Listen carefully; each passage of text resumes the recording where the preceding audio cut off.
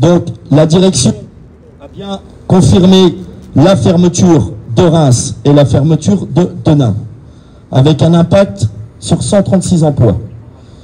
La direction, dans sa présentation, ne reclasse que 19 personnes. Donc ces 19 personnes, donc les sites, ce serait sur Bruyères-sur-Oise, Wappy, Saint-Nazaire et Pontcharra. Donc c'est des emplois uniquement d'opérateurs de production. Donc tous les autres emplois, ils ne proposent pour l'instant aucun reclassement. Sur le site de Denain, par exemple, comme Benoît aussi l'a confirmé aussi, on a des propositions de reprise d'industriels. La direction est complètement fermée à la négociation de reprise du site par quel industriel qu'il se soit. Donc, aujourd'hui, nous on dit, il y a des possibilités, il y a des alternatives industrielles pour maintenir les emplois sur les territoires qui sont déjà touchés par le chômage dans le Nord. Denain, c'est 30% de demandeurs d'emploi. Mais aujourd'hui, le choix du groupe et le choix de notre direction, c'est de délocaliser nos outils de production et de supprimer vos emplois. C'est inacceptable. On ne peut pas aller vers ça. Donc nous, aujourd'hui, ce qu'on dit, on va se battre. On va se battre pour le maintien de vos emplois. On va se battre pour garder l'industrie dans notre pays. Et aujourd'hui, l'intersyndicale, on en a parlé ce matin, on s'est réunis. Donc nous, on appelle à la grève reconductible. On lâchera rien. On lâchera rien. Et les pouvoirs politiques, on va les interpeller. Parce qu'ils ont leur responsabilité aujourd'hui de ce qui se passe dans notre pays sur la casse industrielle. Donc on va se battre jusqu'au bout.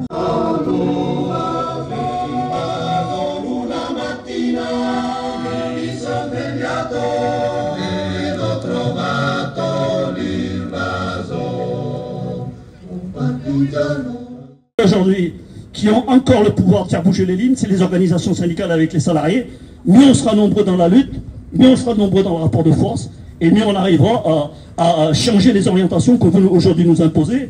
Il y a cette journée du 12 où on va essayer de créer les conditions pour, dans les territoires, travailler des alternatives à ce qui nous tombe sur la gueule. Mais voilà, je pense que nous, organisations syndicales, on n'a pas le droit d'être défaitistes.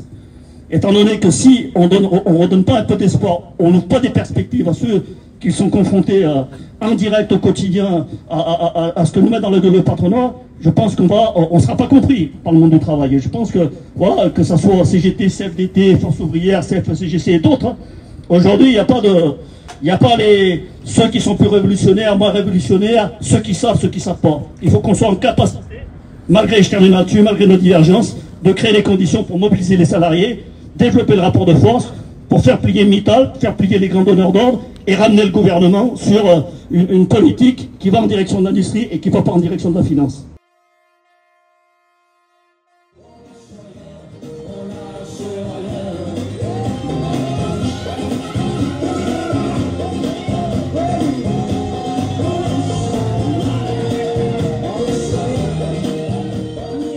Partout, les annonces de licenciement sont en train de pleuvoir. Et donc là, il faut absolument fédérer et confédérer les luttes, mettre tout ça en tas et porter les revendications. Parce que si on ne porte pas les luttes, on ne peut pas porter les revendications. Le ministre de l'Industrie est actuellement pas loin à Toyota. J'ai contacté son cabinet. On souhaite qu'il vienne s'exprimer devant les travailleurs. On souhaite qu'il nous assure de son soutien, même si on n'est pas naïf de ce qu'ils sont. Mais quand même, un minimum, c'est de mettre l'État devant ses responsabilités, et surtout que le fait que la nationalisation totale ou partielle est faisable dans l'heure qui suit. S'ils veulent sauver Arcelor, Denain et Reims, et s'ils veulent sauver le groupe Arcelor, du moins ses travailleurs, ils n'ont aucun texte à un décret à passer, et je sais qu'on peut compter sur les députés progressifs pour le voter. Premièrement, on ne va pas laisser tomber nos camarades. Nos camarades, le site de Denain, c'est un site historique qui a été anéanti par ce qui s'est passé dans les années 80 avec la fermeture du site de Denain. Il reste une petite partie et aujourd'hui, ces malheureux travailleurs, on veut les faire tomber une nouvelle fois. Et nous, déjà, la première raison. La deuxième raison est simple, c'est qu'on ne va pas laisser tomber la métallurgie, la sidérurgie française tomber. Parce qu'aujourd'hui, l'ensemble du site ArcelorMittal, qu'il soit français ou européen, est menacé. 18 000 salariés français, 18 000 salariés français directs, 60 000 emplois indirects. On ne va pas se laisser faire.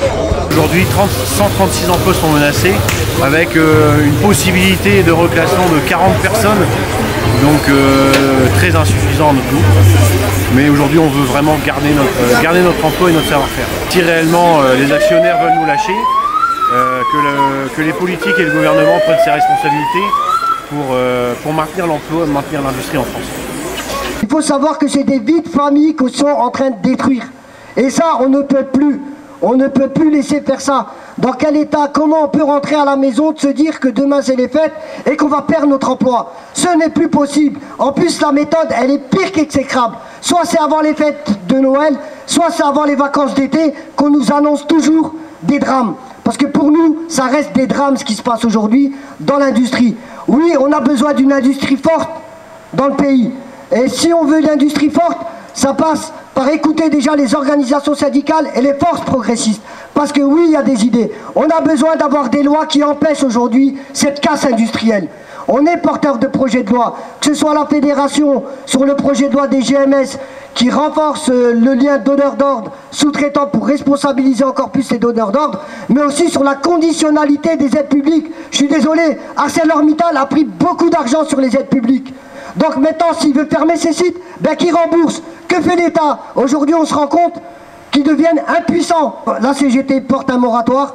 Je le rappelle, c'est pas juste compter les morts, c'est effectivement porter d'autres alternatives sur l'industrie en France, parce qu'il y a des besoins et on a le savoir-faire. Donc voilà les camarades, force à vous, courage, ne lâchez rien, on vous accompagnera du début à la fin. Il y aura l'UD, la FED, l'USTM, même d'autres syndicats. La porte elle est ouverte à toutes les forces progressistes qui veulent essayer d'empêcher et de stopper cette hémorragie sur l'industrie. Voilà les camarades, la force c'est vous qui l'avez.